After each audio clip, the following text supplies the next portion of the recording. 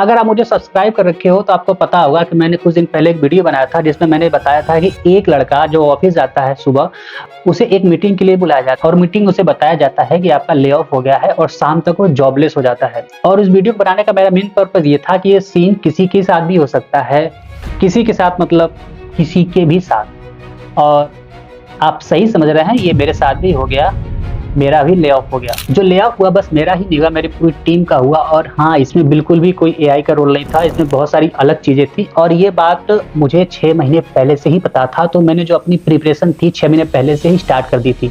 तो इस वीडियो में मैं आपको वही सारी चीजें बताऊंगा जो मैंने फेस की हैं और मुझे कैसे पहले से ही पता था, और उसके बाद मैंने किस तरीके की प्रिपरेशन की और क्या क्या चीजें की इन 6 महीनों में, जिसकी वजह से मैंने ले ऑफ को बाईपास कर दिया। ये मुझे 6 महीने पहले से ही पता था और उसके कुछ रीजन थे जो मैं अभी आपको अगले वीडियो में बताऊंगा। और इन 6 महीनों में मैंने इंटरव्यू देने स्टार्ट कर दिए थे, बहुत सारे इंटरव्यूज भी दी थी और आज मेरे पास प्रॉपर एक ऑलरेडी एक जॉब है।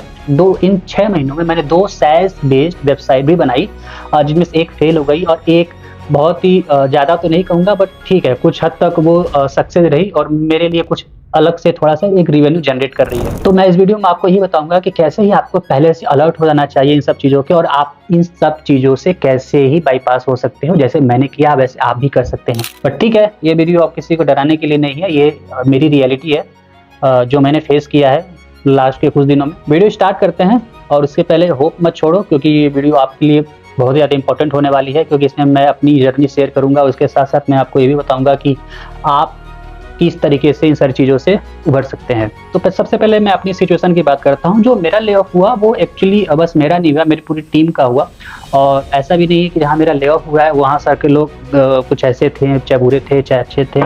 ऐसा भी नहीं है कि जहाँ मैं जॉब करता था वहाँ पर कुछ सिचुएशन खराब थी। कोई सिचुएशन खराब नहीं थी, सिंपल सा काम था उसमें जो मैं यहाँ पर डिस्कस नहीं कर सकता हूँ। तो बात करते हैं जो सिग्नल मुझे 6 महीने पहले से जो मिल रहे थे उसके बारे में बात करते हैं कि कौन कौन से सिग्नल थे जो मुझे 6 महीने पहले से ही मिल रहे थे। जो सबसे पहला सिग्नल था, जो वर्कलोड है 6 महीने पहले से ही कम हो गया था। बहुत सारी चीज़ें थी जो उसमें जैसे पहले मीटिंग होती थी वैसे नहीं हो रही थी, सडनली बहुत सारी चीज़ें चेंज हो गई थी। जो हम लोग पहले एफर्ट ज़्यादा लगा रहे थे किसी काम करने के लिए, या कोई पर्सन उसमें एफर्ट नहीं लगा रहा था। टीममेट के जो सीनियर लीडर थे वो भी इतना इंगेजमेंट नहीं दिखा रहे थे किसी भी टास्क को करने के लिए। तो ये तो फर्स्ट रीज़न था। सेकेंड रीज़न था जो सडनली कुछ प्रोजेक्ट्स थे जो सडनली उनको पॉज कर दिया गया था, और उनके जो रीज़न थे वो कुछ ऐसे रीज़न दिए गए थे जो समझ में आ गया था कि कुछ न कुछ यहाँ पर गड़बड़ है। जैसे कि ये कह दिया गया था कि इनकी फंडिंग की कमी है या क्लाइंट कुछ प्रॉब्लम क्रिएट कर रहा है, इस टाइप की चीज़ें। बट हमें पता था कि क्लाइंट के से कोई प्रॉब्लम नहीं थी, बहुत सारी चीज़ें थी इसमें। इन सब 2 रीजंस के अलावा भी बहुत सारी चीज़ें हैं जो आप कैप्चर कर सकते हैं, बट यही 2 रीज़न जो है इंपॉर्टेंट होते हैं इन सारी चीज़ों का। अगर आप छोटी कंपनी में है तो उनका सबसे बड़ा रीज़न होता है उनकी सैलरी का जो डिले होना, तो वो सबसे बड़ा रीज़न होता है अगर आप छोटी कंपनी में है। बड़ी कंपनी में ऐसी प्रॉब्लम नहीं आती है, बट छोटी कंपनी में इस टाइप की प्रॉब्लम आती है। तो अब बात करते हैं कि अगर आपको इन सारी चीज़ों का अलर्ट पहले से मिल चुका है तो आपको उसको कैसे अपने आप को कैसे प्रिपेयर करना चाहिए। तो सबसे पहला रीज़न है जो उसमें आपको करना चाहिए, ट्विटर और लिंक्डइन पे एक्टिव होना चाहिए। लिंक्डइन पर आप पोस्ट डालिए, इंगेजमेंट बढ़ाइए और ऐसे लोगों से कनेक्ट करिए जो आपको जॉब दिलाने में हेल्प करें। और जैसे कि HR मैनेजर हो गए, हायरिंग मैनेजर हो गए, और भी बहुत सारे लोग होते हैं, टैलेंट वाले लोग होते हैं, कुछ टैलेंट एक्विजिशन वाले लोग होते हैं जो इस तरह की चीज़ें करते हैं, तो उनसे आप कनेक्शन बना सकते हैं।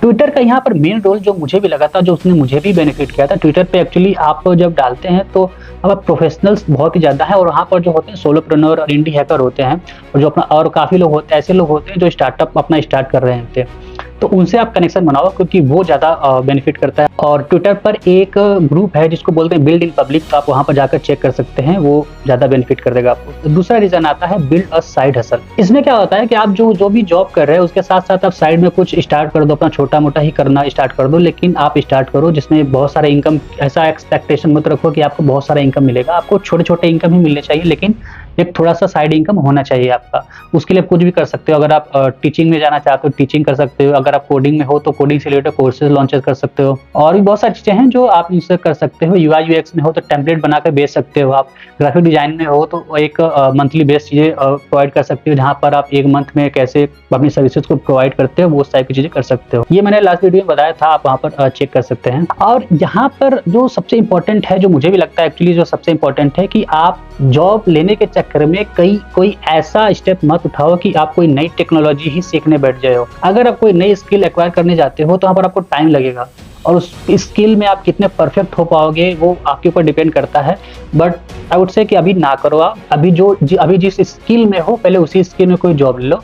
अगर आप कोई नई स्किल एक्वायर ही करनी है तो पहले जॉब लो, उसके बाद जॉब के साथ साथ थोड़ी स्किल उसको पढ़ते रहो, उसको उस पर काम करते रहो। जो ले ऑफ के तुरंत बाद कोई नई स्किल पर काम करने मत बैठ जाओ अभी आप। ये एक्चुअली बहुत ज़्यादा इम्पैक्ट करेगा आपको, क्योंकि उसमें आपको जॉब लेने के लिए टाइम लगेगा, आपको नई स्किल सीखनी पड़ेगी और भी बहुत सारी चीज़ें होंगी, आपको नए-नए कनेक्शन बनाने पड़ेंगे, क्योंकि जो पुराने कनेक्शन होंगे आपके वो सारे आपके प्रीवियस रोल पर होंगे, आपको नए कनेक्शन बनाने पड़ेंगे, तो वहाँ पर बहुत इम्पैक्ट आता है। तो आई वुड से कि ये ना करो आप। 4th नंबर जो आता है कि इमरजेंसी कैश को थोड़ा-सा आप रखो, आप जो भी स्पेंड कर रहे हो थोड़ा-सा बहुत इमरजेंसी कैश रखो।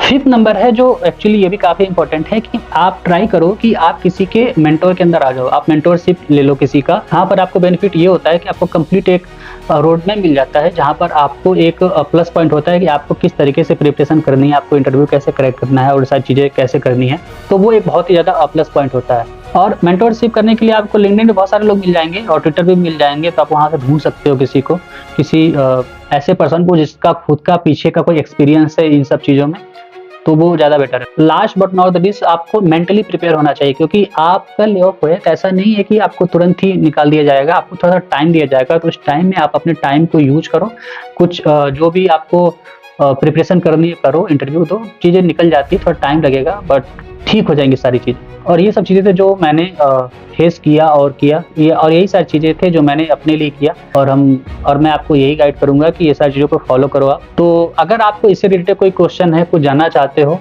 या फिर कुछ पूछना चाहते हो, तो आप हमसे लिंक्डइन या इंस्टाग्राम पर कनेक्ट कर सकते हो। ट्राई करेंगे कि हम ज़्यादा से ज़्यादा आपकी हेल्प कर पाएँ। तो अभी के लिए इस वीडियो में इतना ही, मिलते हैं फिर नेक्स्ट वीडियो में।